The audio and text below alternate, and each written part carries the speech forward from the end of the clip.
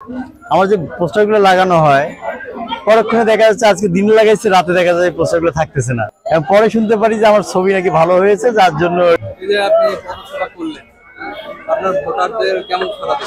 সেটা তো আপনি দেখতেই পেলেন যে আজকে গজ ঘন্টার এই পথসভায়, আজকে গজ ঘন্টার উৎসুক জনতা, আজকে যে আমি এটা আশা করিনি যে গজ ঘন্টার মানুষ আমাকে এভাবে সাদরে গ্রহণ করবে।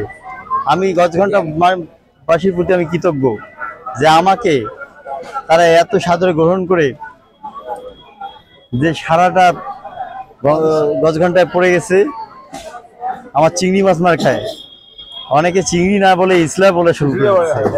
তাই আমি কৃতজ্ঞতা জ্ঞাপন করতেছি গজ ঘন্টা মানুষের পাশে, এরা যে সাড়া দিয়েছে। আমি মনে করি এই সাড়াতেই আগামী উপজেলা চেয়ারম্যান নির্বাচনে আমার কোনো বাধা থাকবে না।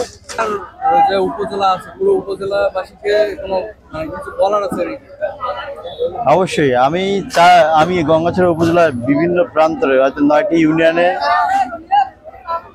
মধ্যে 7টি ইউনিয়নে হচ্ছে আমার তিস্তা নদী কবলিত। আমি তাদেরকে বলবো, তেনাদের যদি মূল্যবান ভর্তি করে আমাকে প্রদান করে নির্বাচিত করে, আমি মনে করি যে একজন উপজেলার চেয়ারম্যানের করণীয় অনেক কিছুই রয়েছে, সেটা আমি প্রমাণ করে দেবো আগামী উপজেলার চেয়ারম্যান নির্বাচনে যদি আমি নির্বাচিত আল্লাহ তাআলা আমাকে করে। তার মাধ্যমে গঙ্গাছড়ার মানুষ দেখবে যে উপজেলার চেয়ারম্যান কি না করতে পারে আর কি করতে পারে না। আমি এই উন্নয়নগুলো করার জন্য সচেষ্ট নিজে থেকেই উদ্বুদ্ধ থাকবো। আমি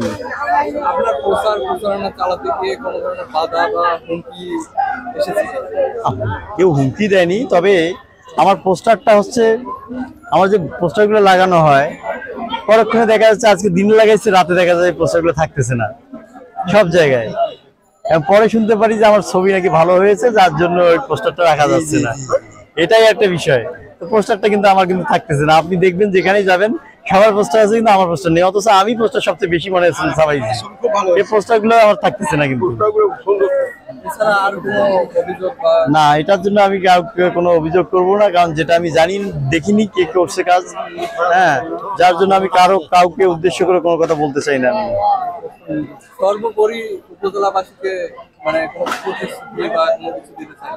এখন দিতে চাবো না, গঙ্গাছড়া উপজেলাবাসীর কাছ থেকে আমি কিছু চাবো। আমি চাবো যে তেনারা আমাকে আমার চিংড়ি মাছ মার্কায় ভোট দিয়ে আমাকে নির্বাচিত করে আগামী উপজেলার চেয়ারম্যান হিসাবে তেনারা আমার কাছ থেকে কিছু চাবে, এটাই আমি আশা করি।